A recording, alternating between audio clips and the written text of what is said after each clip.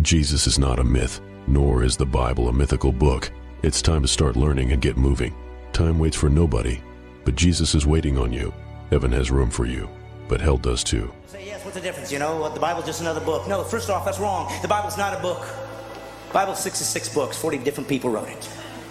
Over 1,500 years, there's never been a book like that in history. Ever. Does that make it the Word of God? No. It just means it's worth considering, because there's never been a book like this. Gives you some reason to consider it over the others. Well, how about history? For hundreds of years, archaeology has used the Old Testament and New to find buildings, to find people, to find civilizations, to find kings that didn't exist or they didn't think they did. And suddenly the Bible said they're there, and they dug it up, and there it was. Does that make it the Word of God? No. It means it's historically accurate. Real people really existed and really wrote down what they saw. It's worth considering. Jesus is not a myth. Just like any historical figure, Jesus was real. And there is historical evidence to prove this. It is incontrovertible, according to the historical principles of investigation, that a man named Jesus existed in the first century. How do we know this? We have over 40 records of Jesus' life from ancient times, describing this man who is essentially a carpenter in Palestine. He didn't have much of anything. He wasn't a centrally important figure at the time, yet we have 40 sources that refer to him. You know who the emperor was at Jesus' time? Someone shout it out. Tiberius. Good. Tiberius was the emperor of Rome at that time. Now, this is a man who obviously we should have a lot written about. We can expect tons and tons of records about this man, can't we? The historical records contain Tiberius' name by 10 different individuals. That's it. 10 for Tiberius, the emperor of Rome, 40 for Jesus.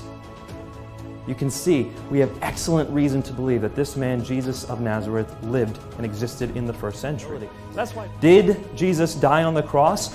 The scholars who study his life, regardless of whether they're atheist, Buddhist, agnostic, Hindu, Christian, it doesn't matter. They all conclude that Jesus died on the cross. Every scholar virtually in the world concedes Jesus was dead after being crucified. Even the Journal of the American Medical Association, a secular, scientific, peer-reviewed medical journal, carried an investigation into his death and said clearly the weight of the historical and medical evidence indicates Jesus was dead even before the wound to his side was inflicted.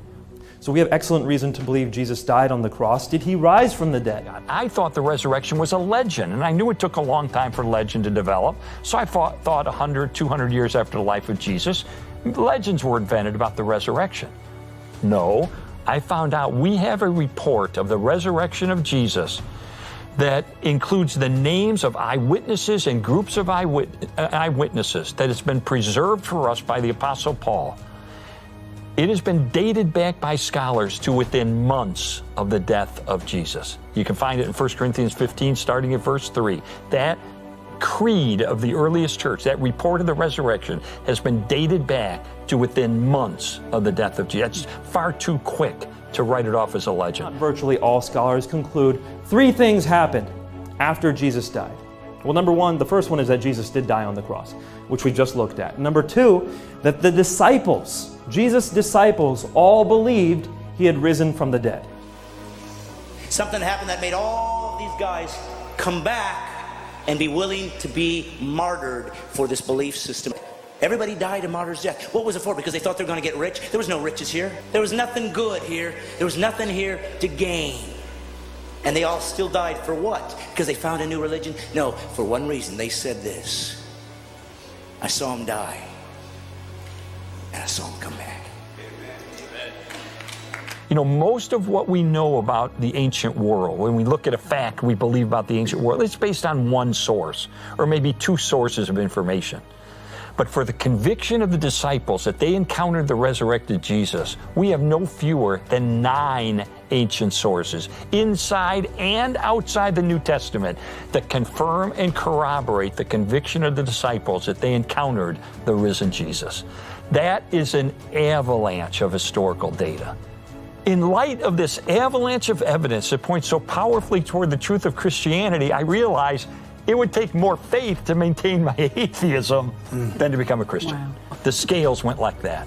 Wow. And that's when I reached my verdict that Jesus not only claimed to be the Son of God, he backed up that claim by returning from the dead. There is so much evidence proving Jesus did exist, and he was crucified. and he died, and he rose from the dead. And if the Bible is real, then Jesus is real.